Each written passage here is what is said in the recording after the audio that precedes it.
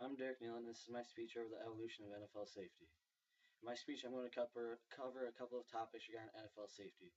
I'll go over the rules, fines and suspensions, the equipment, and the topic of concussions and other head and neck injuries. The NFL, or the National Football League, is one of the most beloved and popular sports leagues in America. Since the beginning of the NFL on August 20th, 1920, there have been a vast number of changes in rules and regulation regarding player safety. Concussions, and other injuries can have a long-term effect on the lives of athletes of the NFL. With the increase of concussions and other head and neck injuries, many rules are being put into place. These rules are continuously becoming stricter. The equipment used by the players is constantly being checked over and improved to minimize injury. Fines and penalties are becoming much more heftier on players who do not play the game within the new set of these rules. The NFL has come a long way in improving the safety of its players. One thing that's had an enormous impact on the player safety in the NFL is the institution of new rules. Since the beginning of the NFL era, there have been a countless number of new or revised rules put into effect. In the earliest years of the league, there are very few penalties regarding tackles and other hits. Today, there are many rules, like them or not, that protect quarterbacks and other players on the field. Quarterbacks cannot be hit by the defenders above the shoulder pads in the head area. If caught by a referee, this will be a penalty. Also, the quarterback cannot be hit after they pass the ball. This is a penalty because the quarterback is more vulnerable to big collisions and are also defenseless. Defenseless player can be defined as any player in position to not be able to defend themselves from a collision.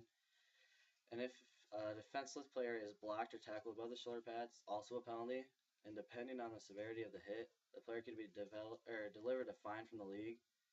And if the player has recurring illegal hits, the league could face a suspension, and then he will not be able to be paid.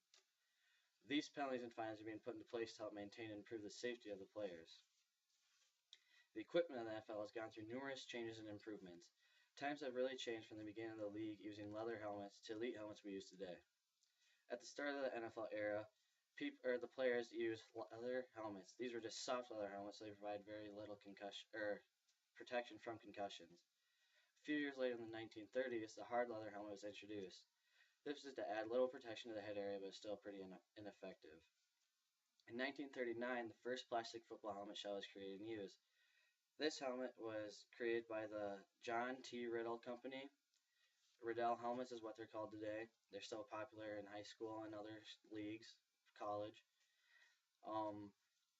The interesting fact about this helmet is that it was later adopted by the U.S. Army, and it was worn by Notable Army General George S. Patton, who a lot of you may know. It was later worn during the World War II by the U.S. military. In 1940, the first chin strap was invented. It wasn't until 1943 that the athlete's facial features were covered. And in 1949, the NFL adopted plastic helmets as its official helmet. And then the introduction of the face mask was not until 1957. This is a tubular face mask, and it just protected all your features of your face. It did not, however, protect your eyes completely. Face masks, though, weren't required to be worn until 1962. Then, in 1971, Riddell installed air bladders inside the helmets. These air bladders were used to help soften the impact of collisions. Throughout the rest of the 70s, more and more energy-absorbent helmets were being created to meet the safety requirements. And then in the 2000s, Riddell invented the Revolution helmet designed to reduce concussions. In 2002, the first helmet with extended jawline protection was invented. Came all the way down past their cheek and their chin and their jaw down here.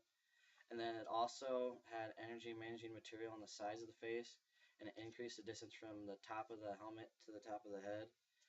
And then other features that have been created to help improve safety would be that like the face mask visors, the neck rolls, otherwise known as cowboy collars. And then over the years, though, shoulder pads and leg pads are becoming smaller and more compact to increase speed and other important attributes. The decrease in pad size could possibly lead to more injuries. Information in this was from Mark Venables in the NFL.com article. And one of the most important and controversial issues regarding the NFL now is the topic of concussions. Concussions and head or other neck injuries are very prevalent in the sport of football. NFL players participate in the sport knowing that they'll face the risk of receiving a concussion. People are constantly trying to find the best helmet to help concussion reduce impact to attempt to hopefully prevent brain trauma and other concussions. During each season, there's over 100 NFL concussions a year logged by the team doctors. Concussions can be defined as a major or a minor head injury or blow to the brain, and it's just sometimes it doesn't even go noticed. And in football, it's noticed a lot less, so we don't easily like point them out and stuff. So the symptoms of a headache would be headaches, also problems with concentration, balance, memory, and coordination.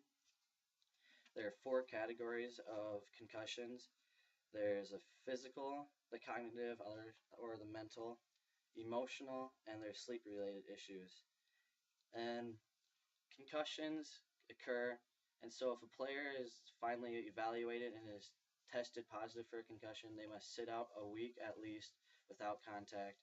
They have to go through many tests to determine their cognitive ability, make sure they have all their functions back.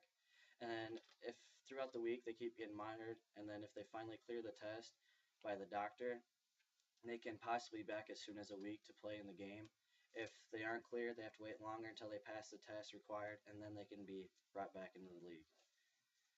This information was from the New Season 2013 article and also Mark Venables. So over the years, you can see NFL's done a lot to help evolutionize the safety, trying to take care of all the players. The rules have become stricter. They're doing their best to meet the regulations of the day to keep the players safe. Their fines and penalties are being put into place to make sure everyone follows these rules and new guidelines. The equipment, the companies are trying to make the equipment as best as they can so the athletes can go at their highest levels, but at the same time keep them safe from concussions and other important injuries. NFL is working as hard as it can to be one of the most safe sports that it can possibly be.